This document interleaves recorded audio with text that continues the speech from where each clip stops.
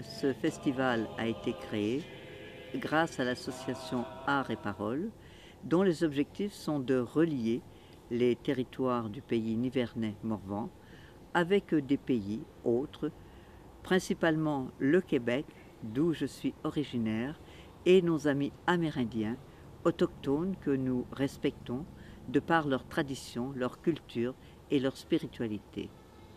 Ici, nous sommes très près des autochtones, du fait que nous vivons dans la nature, beaucoup d'arbres, beaucoup de lacs, beaucoup de paysages merveilleux. Et ces paysages nous ressourcent et aussi nous voulons les protéger. Notre objectif est de créer des liens, des relations autres dans un monde que nous espérons basé sur la solidarité, la fraternité et le partage. Cette année, donc, le thème autour de Amun, qui signifie en langue inou le rassemblement, était les aînés, la parole des aînés dans la tradition. Kokum, grand-mère, Mouchoum, grand-père, ils ont une très grande place dans la culture et un très grand respect. Et celui qui donne le festin mange toujours en dernier, après que tout le monde a mangé, pour être sûr qu'il n'en manque pas. Des petits protocoles, mais ça démontre l'importance des Kokum et des Mouchoum. Nous avons vu des films représentant cette parole dans la transmission des femmes aux jeunes filles. Il y a eu ici des rencontres de femmes dans la Loge des Lunes avec Joanne Pony, la rencontre autour des hommes avec Robert Steven Krause. Et nous avons eu aussi Madame Jeanne Demoulin qui travaille en milieu rural dans le pays nivernais Morvan. Elle s'occupe d'une association dédiée aux aînés. Il y a eu un spectacle de Robert Steven Krause sur les chansons traditionnelles amérindiennes.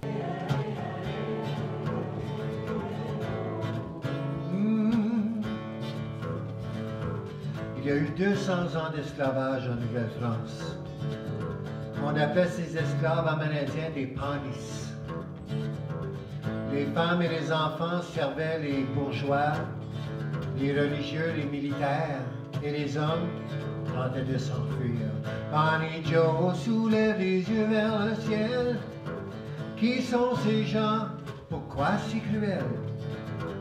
Où sont mes enfants? Où est ma femme? Pourquoi la robe noire veut voler mon antéchrist? Oui, hey, ah, hey, ah, hey, ah, hey, ah, hey, hey, yo. Hey, ah. Oui, hey, ah, hey, ah, hey, ah, hey, ah, hey, hey, oh. Et le pays nivernais Morvan, grâce au groupe de Mémoire Vive,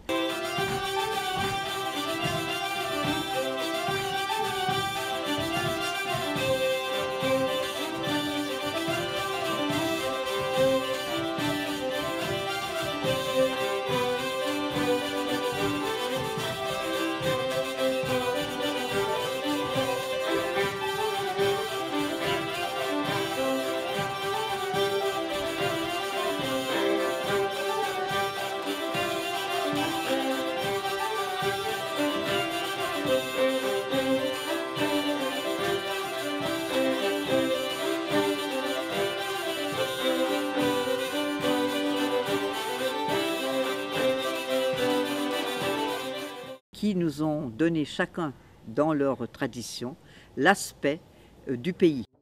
La loge de sidération chez nous est vraiment une cérémonie spirituelle. La hutte que je porte, que j'ai reçue en 1986, c'est la hutte de la tortue.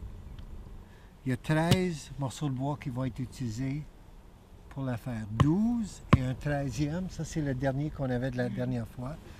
Pourquoi 13? Parce que la tortue chez nous, elle a 13 carreaux sur le dos. C'est les 13 lunes pour l'honneur des femmes. Avant de mettre les bâtons, les femmes vont prendre une pincée de tabac et les mettre dans le trou. Parce que on met une prière ou une intention, et quand tous les morceaux se touchent, toutes les intentions se regroupent au centre. Ici, il y a beaucoup de gens qui n'en ont jamais vécu. On fait vraiment une hutte d'initiation. Tout ce qu'on fait, c'est symbolique. On fait une loge. Là, on montait, on mettait notre linge dessus, on rentrait dessous et il rêvait la chasse. Au tambour, il rêvait la chasse qui allait venir. avec la chaleur et les pierres, et nous étions là pour accompagner l'homme médecine à rêver la chasse. C'est une façon de se purifier, parce qu'on allait prendre une vie. Parce que la hutte devient, tu sais, c'est notre chapelle, nous. On n'avait pas d'église en forêt, c'est notre chapelle. Notre cathédrale, c'est la forêt, et la chapelle, c'était la hutte. Aussi, ce qui est intéressant, c'est la nourriture. Et la nourriture, ça passe par la connaissance des plantes.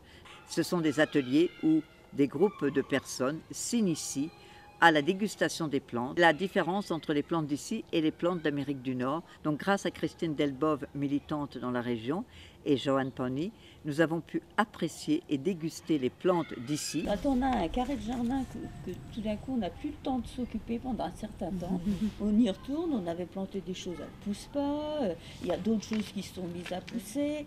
Alors que quand on s'en occupe régulièrement, eh ben, les plantes qu'on veut viennent. Je fais cette expérience-là, parce qu'il arrive toujours un moment où je suis obligée de laisser mon jardin.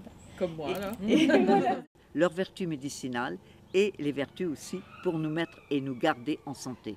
Quand on veut avoir les principes actifs, quand on veut avoir la médecine de cette plante-là, qui travaille merveilleusement au niveau du foie et au niveau du rein, c'est la racine qui nous intéresse.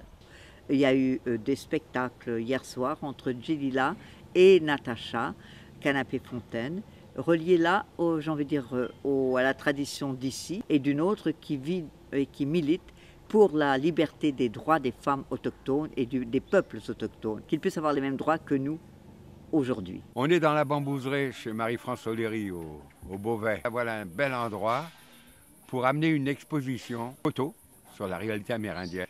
L'idée, c'est de montrer qu'il y a une culture vivante, qui est une culture de lutte à travers le Québec, mais aussi à travers tout le Canada depuis 2012. On est venu avec des plumes et des tambours, et ils sont venus avec une armée.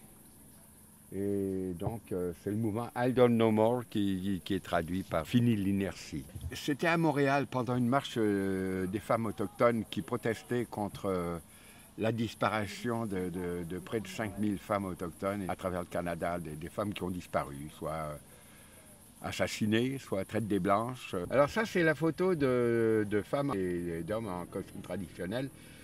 Le soir de la fête du solstice d'été à Montréal, le sourire, la fierté, la beauté de ces gens-là, quoi. Voilà. Le festival ne pourrait pas exister sans ces bénévoles. Le festival ne pourrait pas exister aussi sans certains dons d'amis et de sponsors, car un festival tel qu'il est coûte excessivement cher et nous avons décidé de maintenir l'intime, c'est-à-dire que nous ne pouvons pas accueillir au-delà de 80 à 100 personnes. Ici, on ne consomme pas. Ici, on se donne, on vit, on partage, on fraternise, on se solidarise. Les rencontres ont été merveilleuses, riches.